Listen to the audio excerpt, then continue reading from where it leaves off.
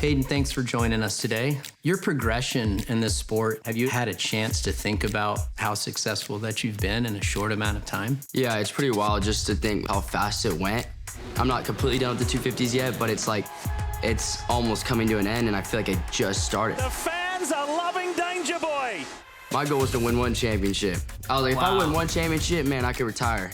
That's what I was thinking when I was little. Finally got the SX title out of the way. I was like, thank God. Hey, I told you I was winning it today. I told you. I've heard that you are the first guy at the track and you're not scared to put in the extra. Have you always had that mentality? My dad always just told me, like, no matter what you have, you're born rich or poor, the hard work is what's gonna get you to the top. Now I'm to a point in my career where now the 250 side's fading away, and it's a maturity thing where you can keep some of it, but now it's adding to it, adding maturity to it, and becoming a better rider, maybe even a better person at the races, just trying to, you know, be more positive in ways. And that's my big goal, is going to the 450, just keep what I'm doing because it works, but add to it. How do you make it better? How do you mature and be able to go out there and win on a 450? You've always had like an edgier riding style and willing to turn it loose. I was raised like that, to always have confidence in yourself, and I always wanted to be the first person at everything I did. I want to be the first person done. Do you think a lot of guys should worry about themselves and not worry about others on the track? Yeah, I feel like a lot of people, and especially in the 250 class, have a lot of other things to worry about than just me. So it's like, there's a lot of guys that are getting a little feisty. And he gets slammed! And you know Deegan is not happy about it. Let's talk about 450. You talked about you've been spending some time on the bike, riding it a lot. I like hopped on the 450 and I'm like, wow, I feel way better on a 450 than I do a 250. It was weird. I felt really at home with it. I mean, just these days of riding and training, I've been going a whole lot faster than I could on a 250. Of all the heat that is in the 450 class, is there anyone specific that you really want to battle against? You know what I want to do, so you guys know who I want to beat, but it's like, you got to get through 10 other guys first.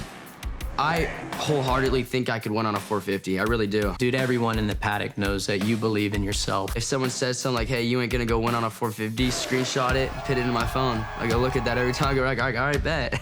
It's like, you know, I just use stuff to motivate me, right? Does it ever surprise you when you have thousands of people huddled around your rig and you're like, this is pretty badass? Everyone's cheering, all these kids super excited to see you. You got a massive crowd outside, everyone's stoked. It's amazing.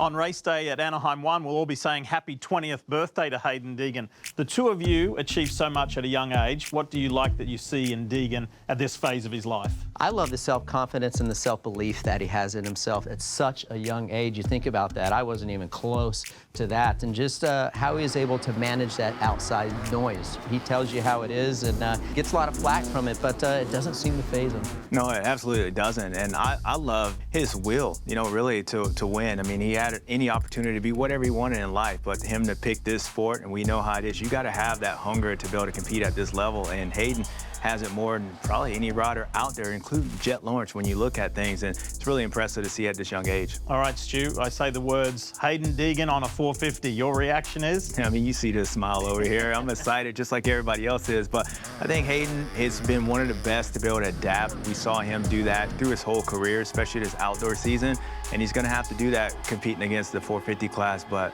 you see them teeth. I'm smiling, Ricky. That's right, and he's been able to do it his whole career, and I have no reason to believe that he can't do it at the premier level in the 450. The anticipation has been there for so long, it's going to be exciting. Hi folks, Lee Diffie from NBC Sports. If you enjoyed what you just watched, well, it's time to bring the action and subscribe to the Motorsports on NBC YouTube channel. You can have it all: news, highlights, interviews, and analysis. So go for it.